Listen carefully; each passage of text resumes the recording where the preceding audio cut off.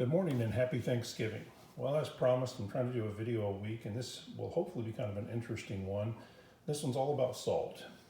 What you see here is my Umarex pistol, my Umarex shotgun, and my bug assault. And after a fairly passive-aggressive run-in with bug assault this week, I pulled my bug assault reload kits off of eBay and decided to do a comparison of the bug assault and the Umarex. And your first thought is, well, the Umarex doesn't fire shot. Well, it can fire both shot and salt if you choose to. And the process is pretty simple. You basically take tracing paper and you take your revolver cylinder and pop the centerpiece out.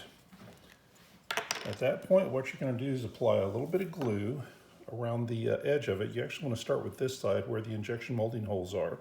Apply it pretty well, and then apply it to the tracing paper and put them together. Now put it on something that's kind of malleable so it can really press down and put a weight on top of it and walk away for 10 minutes. When you're done with that, what you're going to do is take the piece that is now got the paper glued down to it, cut to fit. I use a little scalpel. You can use an X-Acto knife, a razor, whatever you want, and then pour the salt in on top. Once you have it in there pretty good, what you're going to do is give it a little bit of a shake, turn it sideways, shake a little more so all the little cylinders aren't completely full. Then you repeat the gluing process on this side, put it the same way underneath the weight, give it another 10 or 15 minutes, cut the paper out of the center, retrieve that salt to use later, and then put the insert back in. It's that easy to have salt inside one of these things. And when I go looking at these, I think about this pistol and the fact that this thing cost me about $100. Not real expensive. I've got a bunch of ammos that I use, that I've made. Lots of ammos that are available online. So right now I've probably got a dozen or more choices for ammo. This was a birthday gift that cost $200. And if you want to go buy a bug assault shredder right now on eBay, there's like 4, and you're going to spend about $250. And it does one thing, shoot tiny little pellet of salt.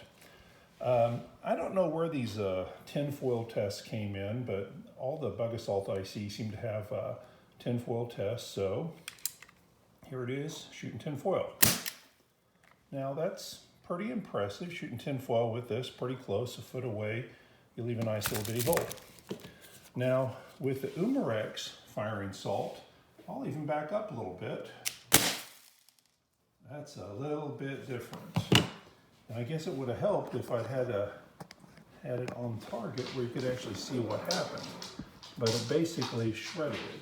So I'll tell you what, since I kind of goofed on that one, and well, I don't want to do 2 videos today, I'm simply going to take a piece of foil, put it on top here, so you can see this again.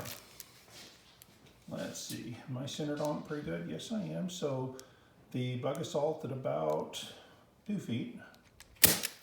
Again, very impressive. Nice little hole in the center. And the Umarex at about 2 feet. You can't really compare that. It just ripped a huge hole in it. So if you're thinking about buying something specifically for shooting salt, keep in mind that even though the Umarex doesn't offer it, it's very, very simple to make salt rounds for this. And you may have noticed that I also have my Umarex double barrel in there. So why do I have that there? Well, let me show you. I was playing around yesterday thinking about salt and all the different uses I could have for it, and I made a little round that looked like this. Now, I don't know if I'm going to get close enough for you to really see what that thing looks like, but if you look real close, you're probably going to see little white lumps inside there. That is rock salt. The glue that I used did not dissolve the salt, so that thing is chock full of rock salt. I even cut one in half, and cutting through it was kind of like cutting one of those crunch bars. You're biting into it. It was chunky and brittle. So you can see there when I broke it in half, all that salt crystal, it's still there. However, the coolest part about what that does is seeing it work. So here we go. I may tick off a neighbor or two. It's pretty early on Thanksgiving, but here is an old TV that I don't use anymore. there's what that did. It flat tore it up, broke the glass away. I'd actually done it last night too. It was even a little bit more impressive. Maybe the air pressure was a little bit higher then.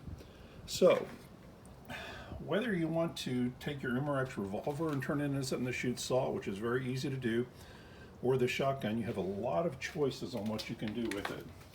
Another thought on the revolver to make things even easier is if you take something like a reloading paper or a cigarette loading paper, wrapping paper, you take the amount of salt that that revolver can hold, put it in it, and just twist it into a little bunch, kind of like those little popper things you throw at the ground.